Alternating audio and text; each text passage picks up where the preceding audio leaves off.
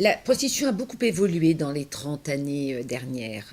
Il y a 20 ans, 30 ans, 20% de femmes, puisque ce sont majoritairement des femmes qui exercent la prostitution, 20% étaient étrangères, 80% étaient françaises, et on était dans le système Julo casse-croûte, si vous voulez, c'est-à-dire une femme avec son ami qui était son souteneur.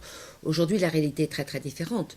Nous avons un tout petit nombre de femmes, de l'ordre de 10% qui seraient françaises, ou oui, on va dire françaises, et puis 90% qui seraient étrangères et qui viennent toujours des mêmes pays, qui sont un certain nombre de pays d'Europe centrale et d'Afrique, du Niger, du Cameroun.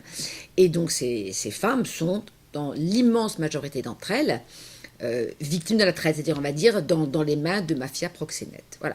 Donc c'est une réalité qui est très très éloignée de l'image toujours un petit peu fantasmée qu'ont les Français, de prostituées qui sont des filles de joie, entre guillemets, qui sont dans l'allégresse et le bonheur général, en train de rendre heureux des bourgeois bedonnants du 19e siècle. La réalité est aujourd'hui très largement différente. Mais pour autant, interdire la prostitution, pour nous, ce serait considérer que les femmes qui sont effectivement les victimes sont encore celles qu'on poursuit.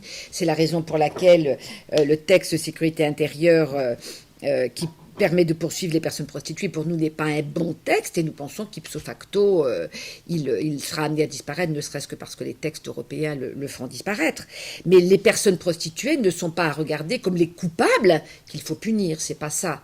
Nous, c'est comment la société française peut regarder autrement la prostitution. La conclusion de cette proposition de résolution dit sensibiliser le client au rôle qu'il joue dans la perpétuation du système prostitutionnel. C'est-à-dire qu'il y a aujourd'hui, à l'Assemblée nationale, un accord sur le fait de dire on doit regarder le rôle que joue le client et on doit considérer qu'il n'est pas neutre dans la perpétuation du système. Je pense que c'est une avancée très très très importante. Et puis ensuite, nous allons déposer une proposition de loi qui créera le délit, effectivement, le délit de solliciter les services d'une personne prostituée concernant de l'argent, etc. Les travailleurs du sexe sont des travailleurs, doivent pouvoir s'organiser en commun pour défendre leurs droits. Mais nous, on est tout à fait d'accord avec leur statut de travailleur indépendant. On vise simplement à ce que ce statut puisse impliquer la reconnaissance du métier. Et pour ça, il suffirait simplement d'abroger les infractions pénales. Mais sinon, le droit commun nous convient très bien. Le statut de travailleur indépendant, c'est-à-dire soit auto-entrepreneur, soit micro-entreprise. De toute façon, les travailleurs du sexe payent leurs impôts dans la catégorie des travailleurs indépendants. Ils payent leurs charges comme les travailleurs indépendants. Et donc ça, on n'est absolument pas contre. Si les moyens d'exercer le travail sexuel ne sont pas interdits, comme c'est le cas à l'heure actuelle. Les chiffres sont établis à partir des arrestations de la police. Donc déjà, ça va ne compter que les travailleurs de rue. Ça ne prend pas du tout en compte les travailleurs sur Internet, les travailleurs en bar, qui existent. On ne sait pas. Par exemple, nous, on ne répond jamais à la question des chiffres, tout simplement parce qu'on ne sait pas combien il y a de travailleurs du sexe. Et ensuite, dire qu'il n'y a que 400 indépendantes, ça n'a aucun sens, parce que c'est faire un amalgame entre les migrants et les Français. Et ça laisse sous-entendre que tous les migrants seraient des travailleurs contraints, ce qui n'est pas vrai.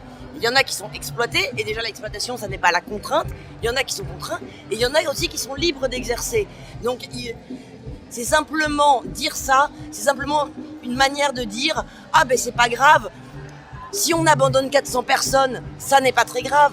Mais la réalité, c'est que c'est pas 400 personnes indépendantes. Quand bien même ce serait vrai, je n'y crois pas que ce serait vrai, que c'est le cas. C'est que c'est lutter contre tous les travailleurs du sexe, même les travailleurs du sexe qui sont contraints. Parce que pour lutter contre la traite et l'exploitation, il faut véritablement opérer une distinction entre le travail sexuel libre et la traite et l'exploitation de la prostitution d'autrui. Ça n'est pas la même chose. Si on met tout sur le même plan, on ne saura plus qui est contraint, qui est exploité, et donc la police ne pourra plus faire son travail, tout simplement. C'est vrai que la prostitution n'est pas un délit, donc en fait ce sont toutes les activités, je dirais, parallèles qui, elles, sont interdites par rapport à la prostitution. Donc on se rend compte qu'un certain nombre de prostituées sont également toxicomanes. Donc certaines, il peut y avoir des interpellations dans le cadre d'achat de matières stupéfiantes.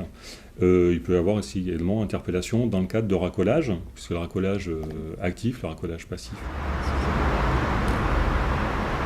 Alors bon, ce qui se passe hier soir, avant-hier soir, ou depuis 2 mois, 3 mois ou des années, c'est une criminalisation des prostituées qui exercent en camionnette. Il faut savoir que la ville de Lyon a pris 6 arrêtés municipaux depuis 2002. Depuis 1 an, il y a encore une accentuation de la répression à l'encontre des prostituées en camionnette. C'est-à-dire que la fourrière passe, alors au début 1 fois par semaine ou 1 fois tous les 15 jours, et aujourd'hui c'est 1 fois par jour, voire 2 à 3 fois par jour. Il faut savoir qu'un enlèvement de camionnette, une mise en fourrière, ça coûte à une personne prostituée pas loin de 180 €, sans compter les PV qui pourront être mis à côté sans enlèvement.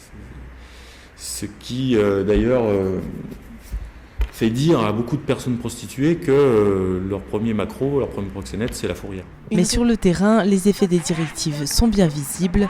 Cette prostituée du quartier nous confirme que la répression oblige à la discrétion. Le soir du reportage, les rues du 7e arrondissement étaient vides. Ils mettent la pression en ce moment. C'est tous les jours, la fourrière. Il y a une femme black qui a le camion rouge, elle arrive des fois à se faire mettre le camion en fourrière 3 fois. Parce qu'ils veulent arrêter la prostitution, c'est pour les décourager.